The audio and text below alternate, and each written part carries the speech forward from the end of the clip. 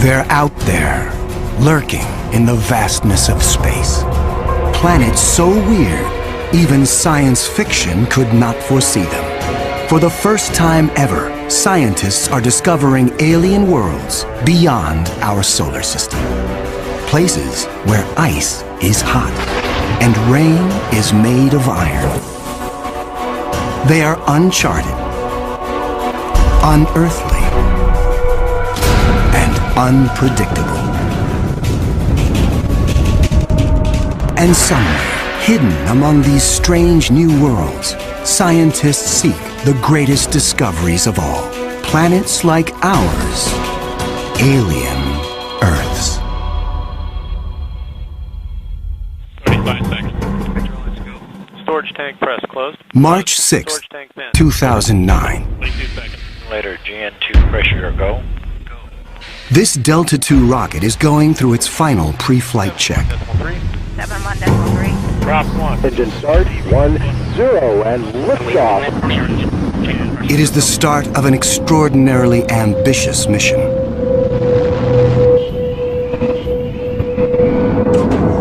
The Kepler Space Observatory is hunting for planets like Earth within a region of 100,000 stars.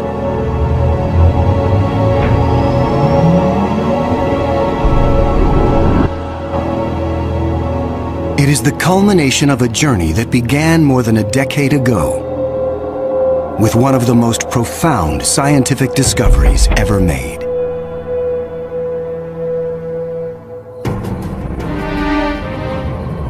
(1995). Swiss astronomer Michel Mayor and his team make a routine observation of stars in the constellation Pegasus, located 50 light-years away. But the instruments show something strange. One star is violently lurching and wobbling. What we discovered, it's one of these stars have a velocity changing with time. What is powerful enough to disturb a star the size of our sun?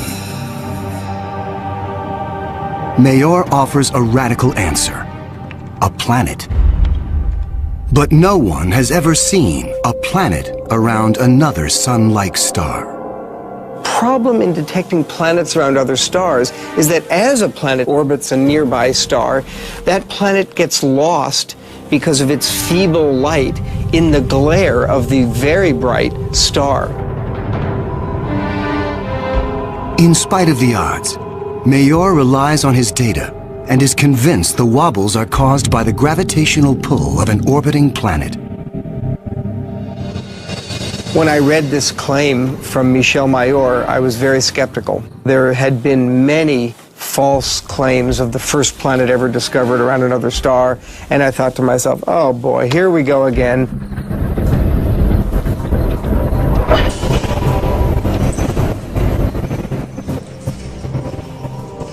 So I decided to observe the star on 4 consecutive nights. And stunningly, the star was shown to wobble exactly as Michel Mayor had said. Michel Mayor and his teammate Didier Queloz announced their discovery. It rocks the scientific community. They had found for the first time reproducible, confirmable evidence of the existence of a planet around a sun-like star.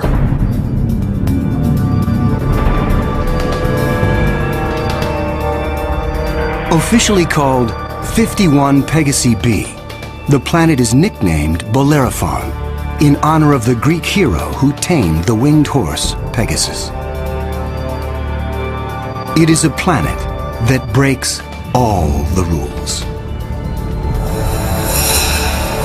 Bellerophon roasts in the blazing starlight at temperatures of roughly 1,800 degrees Fahrenheit.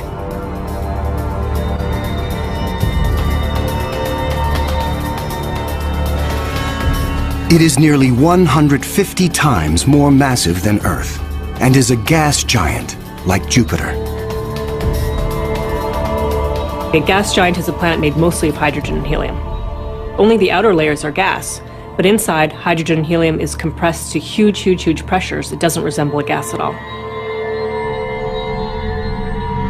Unlike anything found in our solar system, this is an entirely new class of planet, what scientists call a hot Jupiter. If you go to Hawaii and see the lava flow there, that's how hot a hot Jupiter is. It's very, very hot. The Earth is a comfortable 93 million miles away from the Sun.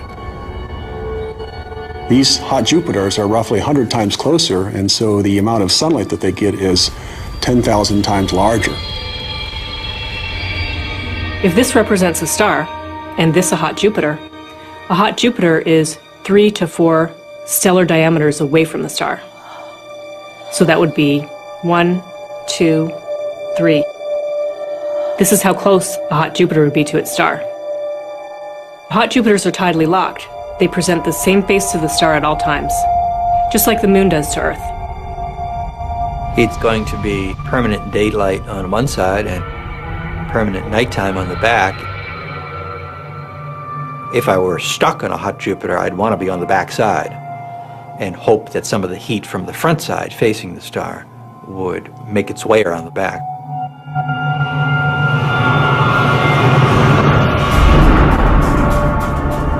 The variations in temperature make Bellerophon's atmosphere extremely windy. The wind howls at thousands of miles per hour, far beyond anything we could ever withstand. The heat blast guarantees water vapor cannot exist. But that doesn't mean there is no rain. It's far too hot for water liquid clouds to form here. But instead, these clouds would be made out of iron. Iron vapor can exist at temperatures much higher than water. And because of that, things could get a little messy.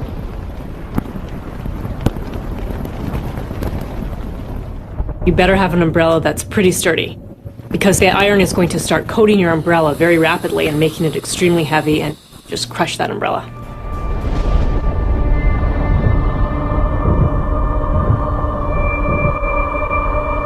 The sky overhead is filled with dancing curtains of color. Charged particles from the nearby star make auroras far more extreme than the northern lights on Earth.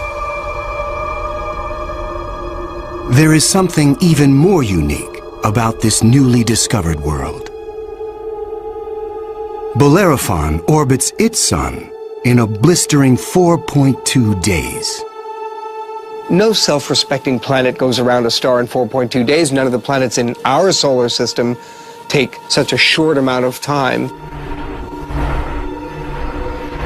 For scientists, the tiny orbit challenges long-held notions of how planets form.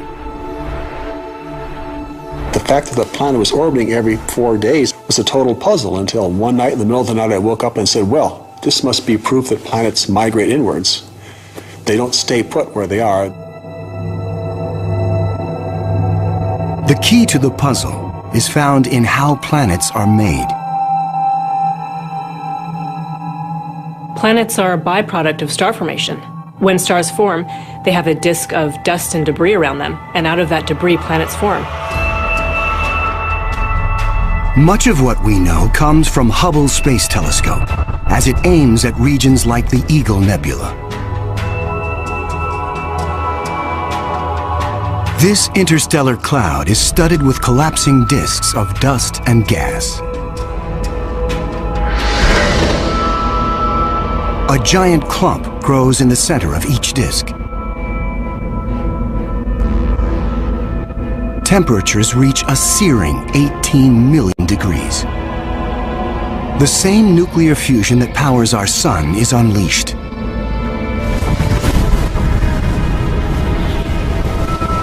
The star is born. Radiation from the star generates a stellar wind that sweeps away leftover dust and debris. Some of the dust survives and remains in orbit around the newborn star. Over millions of years, the dust sticks together, forming knots that grow into asteroids, and the asteroids grow into planets.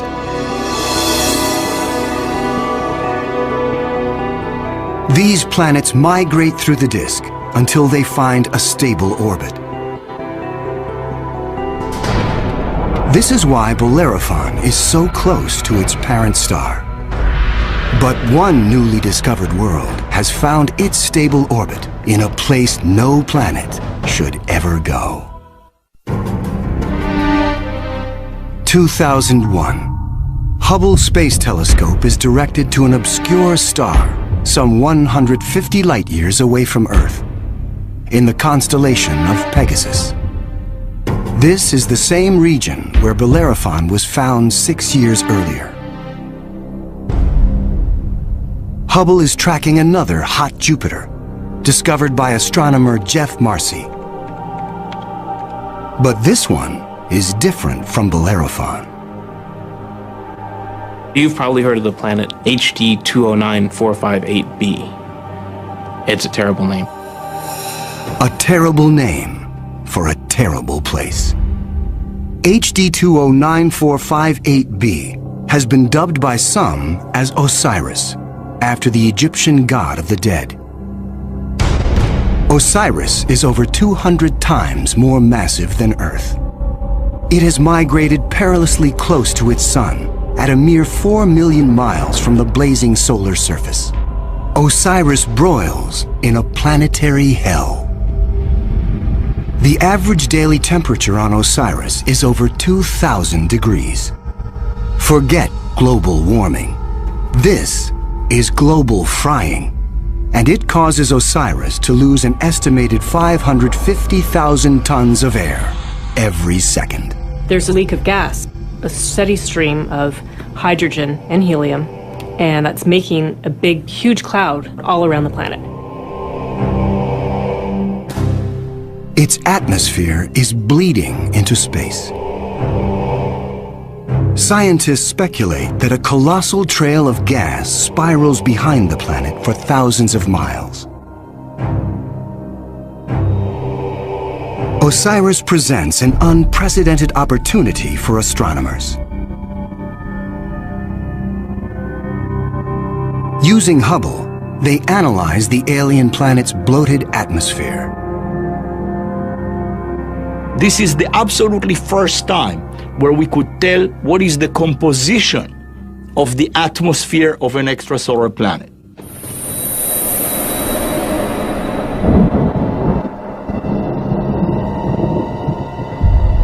Surprisingly, Hubble detects many of the basic chemicals needed for life. Sodium, carbon, hydrogen, and oxygen. But Osiris is far too hot for life as we know it.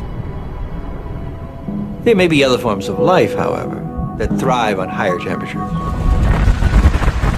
But there's no solid surface as we know it on a hot Jupiter. So this life would have to be just tiny little microbes floating around on aerosols. And on our own Earth, we have life that floats around in our atmosphere. But that life didn't start there. So life almost certainly would not exist on hot Jupiters. Astronomers have discovered many hot Jupiters since Bellerophon was found in 1995. But conditions on these worlds rule them out as places where the drama of life can unfold.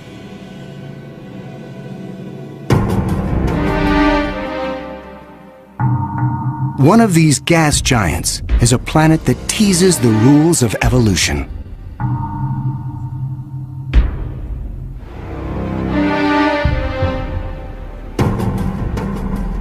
Astronomer Jeff Marcy discovers something shocking about a planet orbiting a star called 16 Cygnus b, located some 70 light-years away in the constellation of Cygnus, the Swan.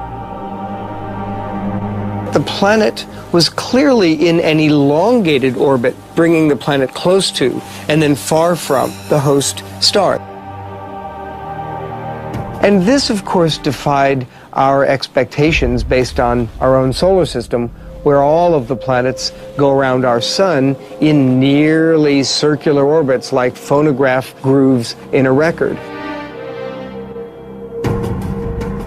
Like a giant yo-yo in space, the gas giant swings back and forth across its solar system. That is like the Earth swooping 25 million miles closer to the Sun, then slinging past Mars, all the way out towards Jupiter every year.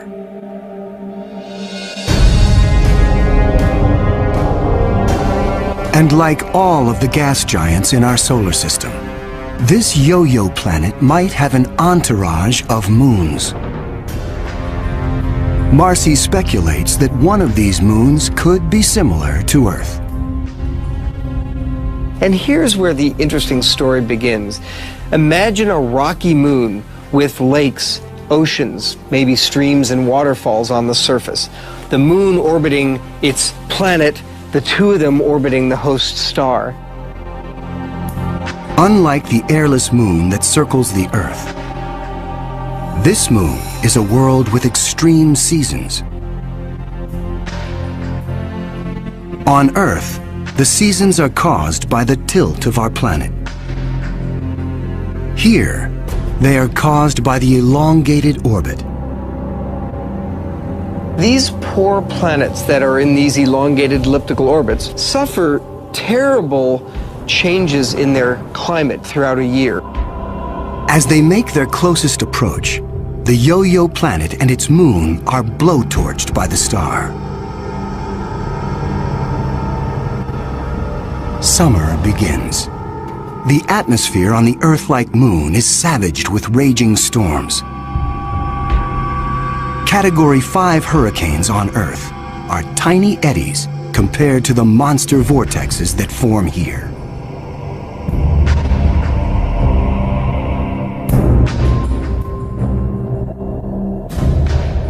The clouds thicken as the water evaporates. Temperatures rise dramatically. Any water or gases would heat up, and indeed the oceans would boil into steam, so you'd end up with a big steam bath.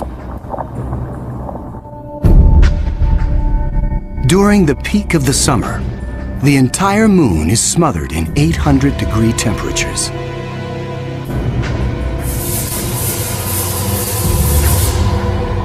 This is the closest approach to the star. During its 26-month orbit, the summer season is barely 2 months long. But what a season! The planet and its moon swing away from the furnace of the star. Temperatures fall to ranges we would find temperate and comfortable.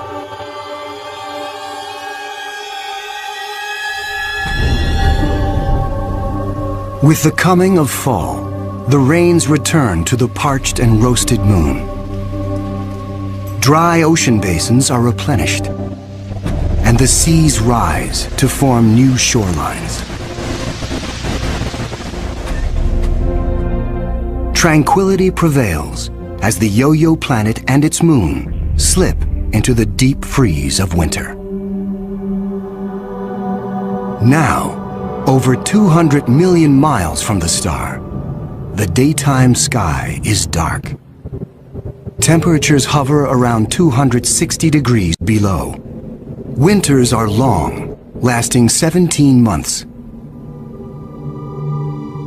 With the coming of spring, the sun looms large in the skies over this hapless moon as the ice cracks and melts violently.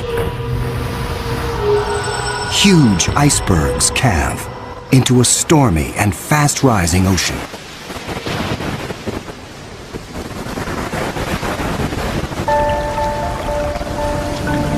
For 2 preciously short periods, during the spring thaw and the autumn rains, the climate on this Earth-like moon is balmy and comfortable. At a distance of 93 million miles from the star, roughly the same distance as Earth from the Sun, the elliptical orbit of this planet and its moon crosses an area around the star some scientists call the Goldilocks zone. The conditions here are just right for life. If you're too close to the star, then it's too hot. If you're too far away, then it's going to be too cold and everything's going to be icy. But then if you're right in the middle, it's just right. Every star has a Goldilocks zone. Where that zone is depends on the size and temperature of the star. In our solar system, Venus marks the inner boundary and Mars the outer boundary. Earth and its abundance of life is right in the middle. The Yo-Yo planet passes through the Goldilocks zone twice a year. For 3.5 months during the spring as it races inbound, and again in the fall for 3.5 months as it hurtles back into the colder reaches of space. Could life survive the conditions outside the Goldilocks zone? There could be life forms that are smart enough to hibernate, as do animals on the Earth during the winter season. If this sounds fantastic, I offer you the tidal zones on the Earth. On the tidal zones, life proliferates, of course, near the seashore, and they do so despite tides. The water coming in, covering many of the life forms, the water going out at low tide, and yet those species survive perfectly well. The strange cycle of the Yo-Yo planet's orbit creates fleeting conditions suitable for life, but also for death. Some alien planets are even more bizarre. Imagine a world that has no star to orbit.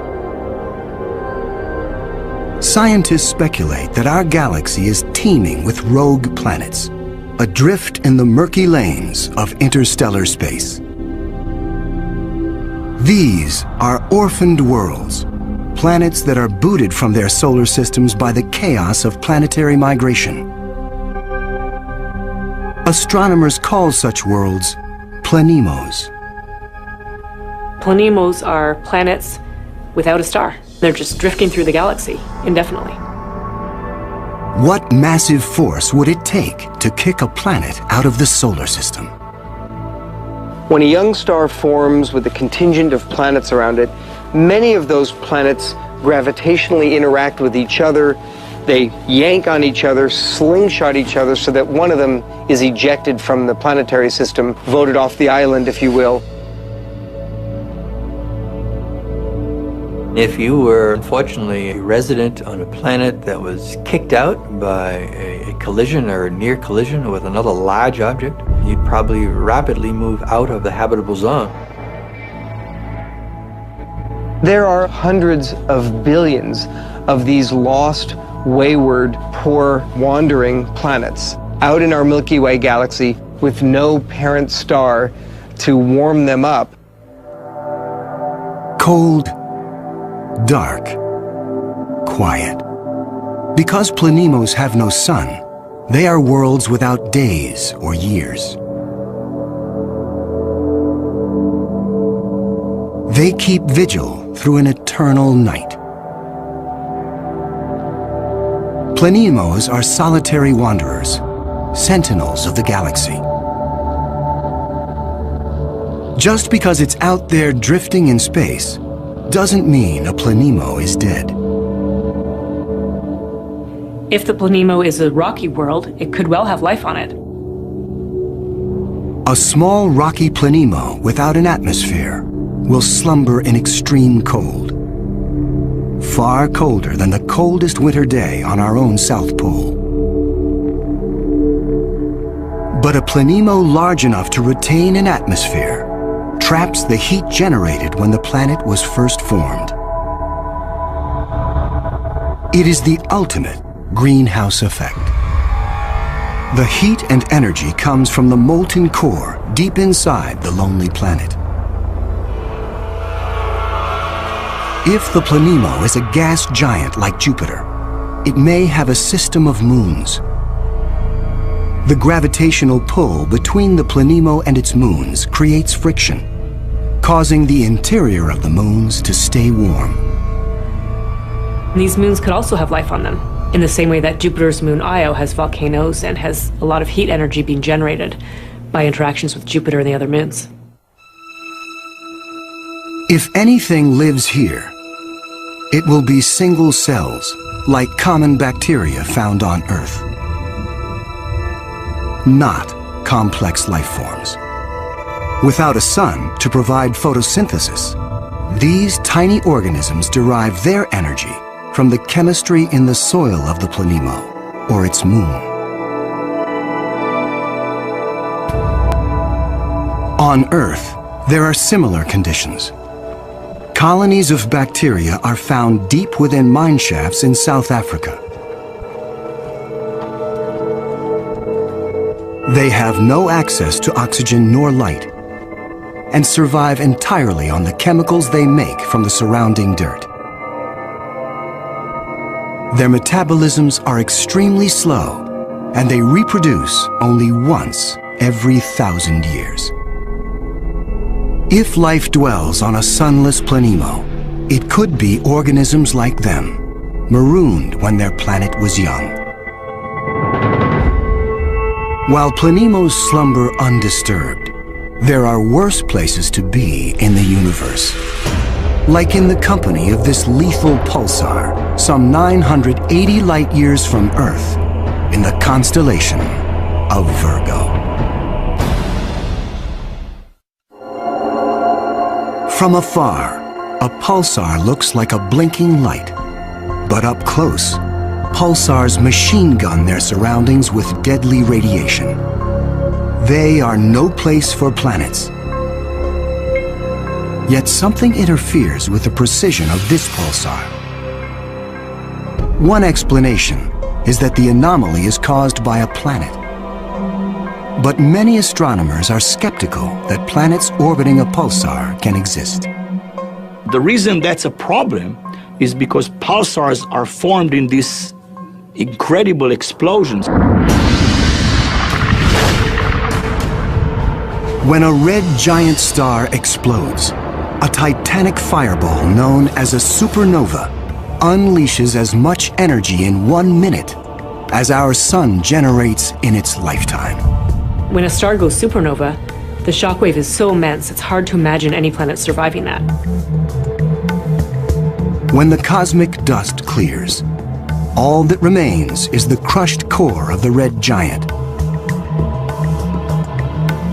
pulsing in the heart of an expanding debris field.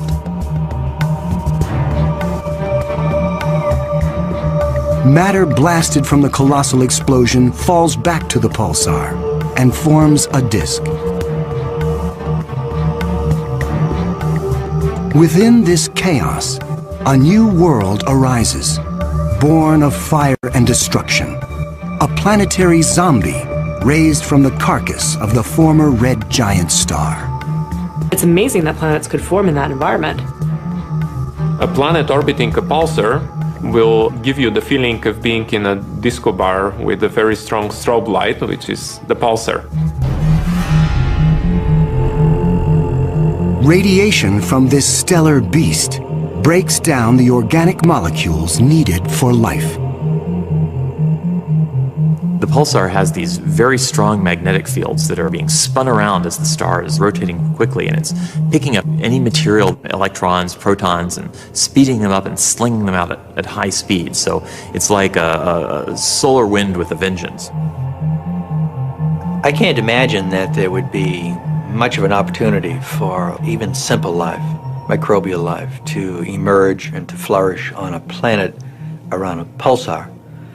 Largely because if you were in the pulse, you'd be severely energized, and if you were not in the pulse, you would be completely devoid of energy. The discovery of pulsar planets shows how new worlds can form in the wake of a star's destruction. No matter where a planet arises, the process of its birth is fraught with danger. Sometimes, the violence is so great, the end of the world comes before the beginning. 2007, Astronomers using the giant Gemini North telescope make a strange discovery in the Pleiades cluster some 400 light-years from Earth. A star known only by its catalog number, HD 23514, is surrounded by a giant donut-shaped cloud of dust and gas. The star in the middle of the donut shape is about 100 million years old. A cosmic toddler in astronomical terms. Our Sun is 45 times older. The conditions are perfect for planets to form. But spectral analysis finds something strange. The dust is utterly pulverized. Typically, a newborn star is surrounded by fledgling planets. Planets form around the young star in a protoplanetary disk of gas and dust. And then these planets go on their merry way orbiting the star, not realizing that they're in an orbit that's too close to another planet. Millions of years ago, two primordial planets orbiting HD 23514 are spinning toward doom. As the two worlds close in, tidal forces torque each planet from spheres to egg shapes.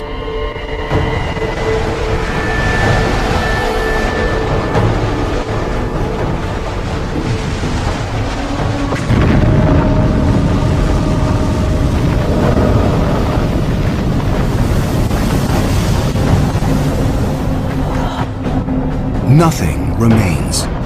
The two worlds are annihilated, creating the dust and debris seen around star HD 23514. 4 billion years ago, a similar apocalypse came to Earth. A Mars-sized planet forms in roughly the same orbit as the newborn Earth. Like the planets at HD 23514, Earth and this Mars-sized body are barreling toward each other.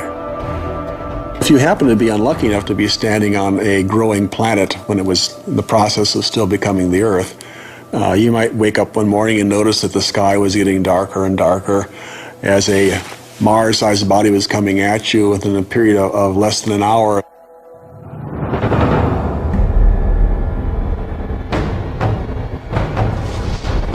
And when it hits, the shock wave is felt all over the planet, scouring the surface of the Earth. The collision obliterates one side of the planet.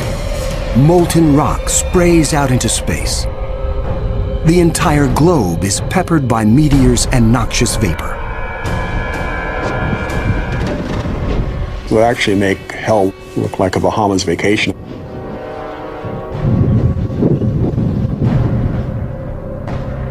The debris field from the collision coalesces and forms our moon. It is a new beginning for our planet.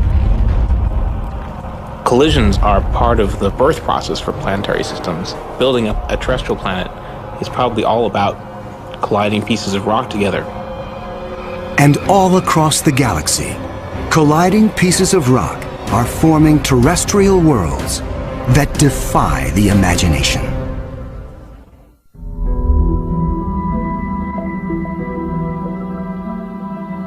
There is a new planet out there, a planet we were not aware of existing before. It is not just one planet. It is a new type of planet. Earth on steroids. I like to call them super-Earths. They're just like the Earth, except bigger, up to about 10 times the mass of the Earth.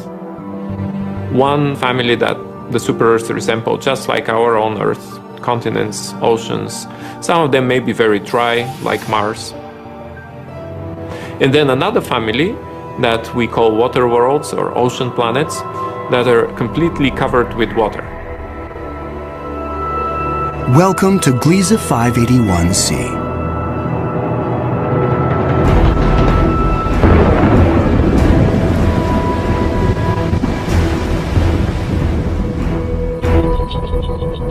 This planet was found by Michel Mayor, and it orbits with 2 other planets around a very small star. It's only 20 light-years away in the constellation of Libra and is one of the smallest terrestrial planets found beyond our solar system. That doesn't mean Gliese 581c is small. It's still a super-Earth with 5 times the mass of our home planet. But it's the possibility of liquid water that excites scientists. An ocean planet feels like being in the middle of the Pacific Ocean, with no land in sight, just water, puffy white clouds, and blue sky above you. The winds on the ocean world are going to be similar to that of the Earth, so it will be a very good place to sail. The weather's absolutely perfect. Every day you get a clear blue sky, and the sun just stays in the same place. Now, how's that for weather prediction? No land anywhere, even miles beneath the surface. This water layer would extend very far down, at least a quarter of the way down in the planet. But as we dive deeper into the sea, the pressure builds.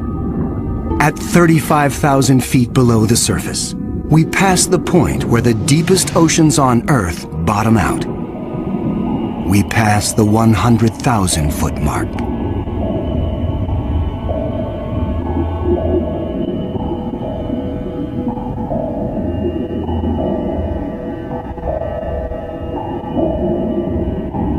The pressure is so great, water itself begins to take on surprising new forms.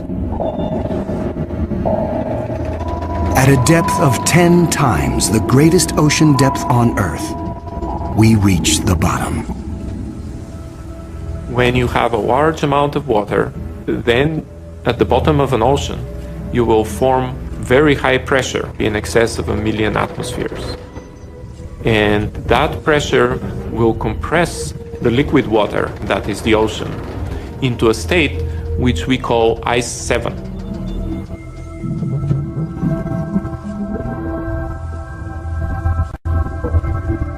No, it's not like ice in your refrigerator. The molecules of water that are in the ice in your refrigerator are kind of all jumbled up.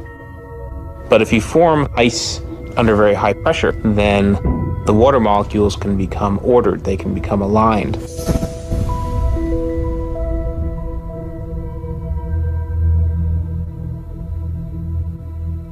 I can show you a crystal that is a very good analog to ice 7. This is halite, also known commonly as rock salt. Ice 7 may exist within our own solar system. Europa, a moon of Jupiter, could possibly have a mantle of liquid water surrounded by a thick, icy crust. The pressure from the crust is so great that Ice 7 might exist deep within these uncharted seas. If we scale up and thaw out Europa, it could be a water world similar to Gliese 581c. One could imagine that life could emerge on a water world. After all, water is essential to life on Earth. Everywhere on Earth where there is water, there is life. You cannot find a sterile drop of water on Earth unless you put it in the microwave yourself. On this water world, there could be bacteria or any kind of life in the ocean itself. But not all of the super-Earths are water worlds teeming with life. When we talk about super-Earths, we talked about 2 major families of mostly rocky with some water and mostly water with an endless ocean. But one has to add to those a 3rd family of probably very rare super-Earths and Earth-like planets, which are called carbon planets. A carbon planet is unlike anything we've ever seen anywhere. A place with an alien chemistry, but loaded with very earthly treasures. Throughout our galaxy, there are planets barren and poor and inhospitable. But science is on the trail of a new type of planet, an entire world of treasure. In our own solar system, in our sun and in all the stars nearby, there's always more oxygen than carbon. But if we think of a place in the universe where there's more carbon than oxygen, then planet formation is very different.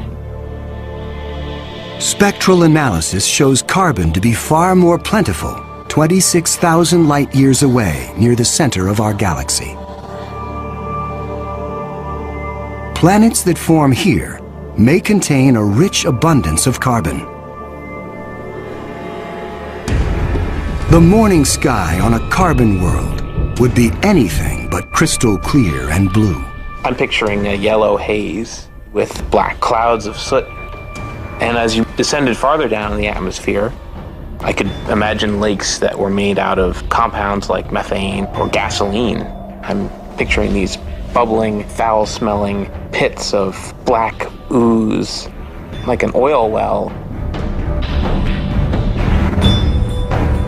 With little or no water in the atmosphere, the air is made of carbon compounds. Methane, butane, pentane, benzene, all these different kinds of carbon compounds that separate out when you refine gasoline. One day it might be raining benzene. The next day it might be raining butane. Alien as carbon planets might seem, the air quality could be familiar to some. The air in a very benzene-rich planet will resemble that of LA. A lot of small particles that unfortunately we are quite used to from the exhaust of cars. Despite the pollution, carbon planets could come with a sparkling upside. You might see diamond because the planet may have substantial quantities of pure carbon that it's formed out of. And pure carbon, when you compress it, tends to form into diamond. The secrets of exotic planets like these are waiting to be discovered all across the galaxy. But astronomers won't be satisfied until they find the Holy Grail. A planet like our own, one that sustains life, the next Earth. People always ask me, do I think we're going to find another planet like Earth? And I answer, absolutely. Every star probably has planets roughly the same size as our Earth. We think that essentially every star has several Earth mass or super Earth mass planets. So if you have, say, 200 billion stars in the galaxy, that may mean there are 400 billion Earths in the galaxy or more. 400 billion Earths. The Kepler Space Observatory is the first instrument capable of finding one of these planets. Kepler is looking at the constellation Cygnus in the night sky at 100,000 stars, taking picture after picture after picture, minute after minute. And the goal of Kepler is simple: to look for stars among the 100,000 that dim. When a star dims slightly, it means a planet passes in front, blocking some of the light. How long the star dims and how much light gets blocked will tell scientists about the size of the planet and the distance from its sun. A good analogy for this is looking for the dip in the light that you would see from a searchlight if a small moth flew across the searchlight. And so it's a really tiny dip in the light as the planet transits. It is a very powerful technique because it allows you to discover planets that are even smaller than the size of the Earth, around stars similar to the Sun. It is a technique that is changing the course of science. We think we may be able to find a planet that is habitable in the next few years. Scientists estimate the Kepler mission will find a minimum of 50 alien Earths. one of the big questions that anybody looking for life beyond the Earth is facing today is, what if we don't recognize life even though we discover it? Conditions on an alien Earth may cause life to evolve differently. My hope is that we'll see some sign that will make our hairs stand up on the back of our necks. Whatever that sign is, it will be the first chapter on the greatest scientific story ever told.